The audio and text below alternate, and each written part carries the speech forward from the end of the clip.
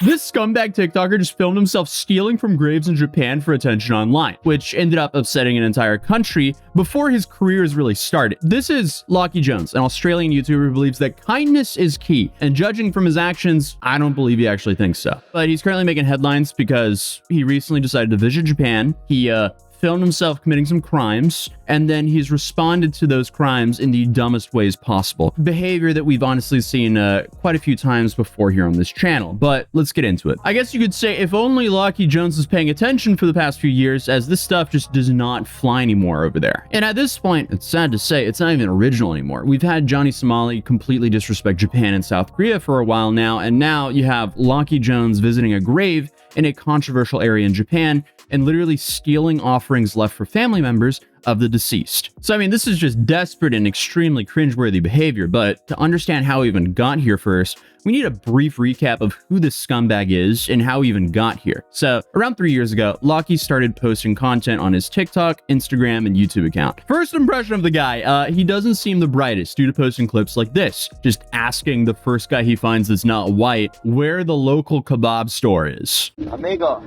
we look for the kebab store. You know what I mean? We're hungry. Look at him. Why would you post this? And maybe more importantly, why would you leave this up? But it does feel like he has a little bit of an obsession with law enforcement, because there's multiple videos after this of just him filming and mocking police officers in Peru. Hey, gang, gang. Woo! That's the biggest gang in Cusco, the Policia. Then you have him making crypto investment advice, because everyone wants crypto advice from a dude with no direction in life. You need to have a bag of Solana. It's big, it's growing. And the American government just listed it on their list of crypto assets that they will be investing in. You can stake Solana at above 6%. If you just buy it right now and forget about it, let's do some numbers, because this thing is hitting $1,000 for sure. Meanwhile, the rest of his clips just featured clips of his travels from his series called Idiot Van Diaries. All right, update on the Van Diaries. We have a stowaway. Hold up. Can you, vamos? The vibe I get from this guy is that he might be having an early midlife crisis, because just from reading his Instagram bio, it says stuff like reality warper. And on his YouTube about section, it also says that I'm exploring the esoteric truths behind the facade, and let's find out how to achieve your ultimate elite timeline. You know, because his timeline is looking pretty damn elite at this point. I think the best quote I see from him is, "We will attack the dark topics with humor, irreverence, and questioning to ensure that we can shine enough light to bring us through the apex and beyond." Brother, what? And from what I'm about to show you, it more sounds like I'm allowed to be a scumbag because I hide behind a layer of irony and fake truths, but hey, to each their own. And this brings us to his visit to Japan, which started like this. Tokyo, Japan, Hamura.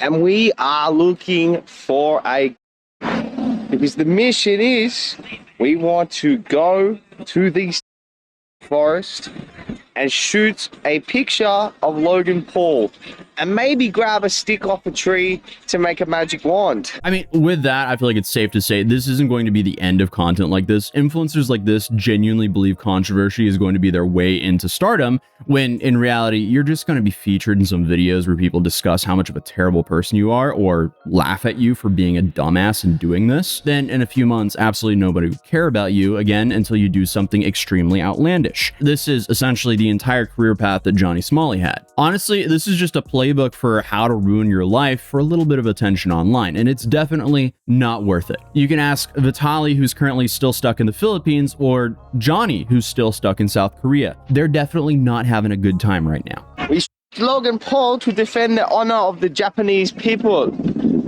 He should not have done a nasty video in a sacred forest. So it's almost like he's being sarcastic and has this like new age opinion of, oh, it's just a joke, mate. Don't worry, yeah? You're just a little bit of a snowflake, yeah? I will never try to repeat an Australian accent again. I feel like it was teetering more on the British side than anything else, but yeah, let's just move on. The only comedy in this situation is the fact that he's dumb enough to do it. So what did he actually do? Well, In a video titled Force Japan Part 2 Graveyard Flip, we can see Lockie approach a graveyard, which we can only assume is just outside of the forest that Logan Paul made very infamous on the internet, and I guess just proceed to take a can that's been left on a grave and chug it, even cheersing the grave about it. Oh, look at this guy. Full can of Kieran. Should I drink it? Should I drink it? By the way, shout out this guy. Legend, clearly a legend. And this by his mates. All right, we got the Harry Potter coin. So we go dragon or wizard. Dragon we drink, wizard we think. That's the dragon. All right. That's warm as shit. Over the shoulder. Good luck. Good luck. Lucky blessings. Rest in peace. And if you went down angry, I hope you get vengeance.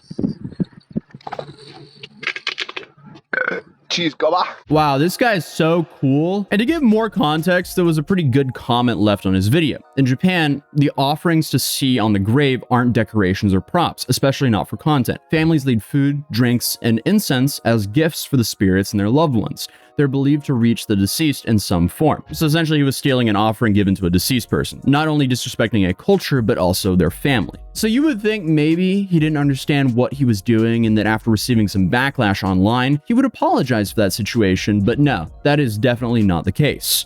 I'd like to take this video, this lovely day, to apologize to absolutely no one, for everyone who went and yapped about he took a drink from a dead man.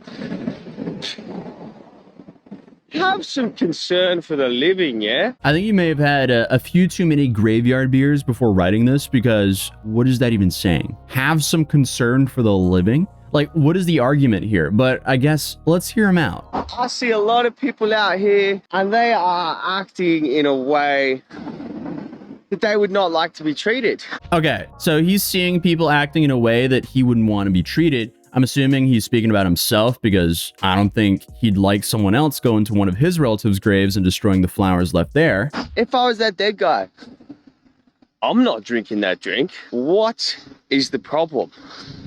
The problem is how some of you are thinking is okay to behave just because everyone else is behaving that way. So instead of apologizing, he's just trying to spin this narrative of act your own way and not follow the norms of society, even though it may upset and anger an entire culture, all while being visibly intoxicated. Or maybe I'm just wrong and he's just incredibly stupid. Or both, who knows? So he then proceeds to jump off a bridge into this massive lake and proceeds to use this as a metaphor for his troubling online existence. I mean, do you remember the saying? If everyone, what was it? If your friend jumped off a bridge, would you do it? Well, put that saying to the test. Be sane in an insane world is to be crazy. Okay. Why?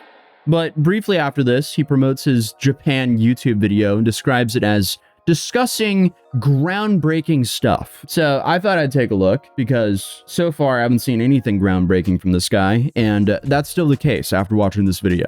At the very least, I wanted to hear the stories of some of the Japanese people, as I have heard from others all over the world. Yet, this is buried under 6 feet of venomous black mess. Soul-sucking technological terror. Because essentially this whole video has this narrative that suggests that Japan and their culture has completely changed and lost its roots, including that they have a massive PDF file program, he alleges, which is reinforced by the culture and how some of the women dress. This is what he alleges here. But this still begs the question, why does this give you the right to disrespect someone's culture just because you think there's aspects of it that you deem as wrong? And if you truly believe all these things, why is your way of getting attention to the story stealing from a random graveyard? Like, he's just defending his garbage behavior with a whataboutism argument. Like, he just seems to be a fried conspiracy theorist, bro, and he's made it his entire personality. If your focus was on the right outlets and beliefs, and you had individuals inspiring you, you could have the highest percentage of superheroes from any nation. Yeah, ladies and gentlemen, I present you Japan's new spiritual leader in collaboration with ChatGPT, because he didn't come up with that himself. And for some reason, he just keeps making these videos almost like he's thinking, well, now I have some attention of Japan, let's drop some facts in them. Like, dude, what are you doing? Look, if you felt I desecrated your dead, I am sorry. It was a mistake. I'm coming clean. I shouldn't have portrayed that. The reality we are walking through is going through a period of mass psychosis, and it took crazy to get noticed. Point number 2, mass psychosis is a mass of psychosis. Okay, yeah, this just reminds me of a really bad school presentation that you give as a child, and he's just like writing it for Japan to clap so he can sit down and shut up. His main reasoning here behind these actions is it took crazy to get noticed. But I don't think there's a single world-renowned philosopher or culture expert that had to metaphorically and physically piss on someone's grave to be noticed. It's just overall extremely lame, and it just shows that he's way too far up his own ass to take any sort of accountability here. You can just see how proud he is of the situation gaining him a little bit of attention. Just from looking at the guy, it looks like he needs some help. His whole content shtick is just like hippie van lifer who thinks he's doing all these good things for the greater good, when in reality, it just seems like he just needs to go home and fix the relationship with his parents. But hey, that's just my take from looking over some of his videos. Obviously, Johnny was held in jail in Japan for 3 months for doing something similar, and I'm sure if Japan actually wanted to, they could easily get him entangled into their legal system, especially if he continues to raise the stakes for attention. And because of that, I don't think the situation is close to being over, because it seems like he likes the attention, and he'll probably continue to do dumber and dumber stuff to keep that attention. So hey, feel free to subscribe if you're new here, drop a like if you enjoyed this video, and I'll see you guys in the next one. Peace.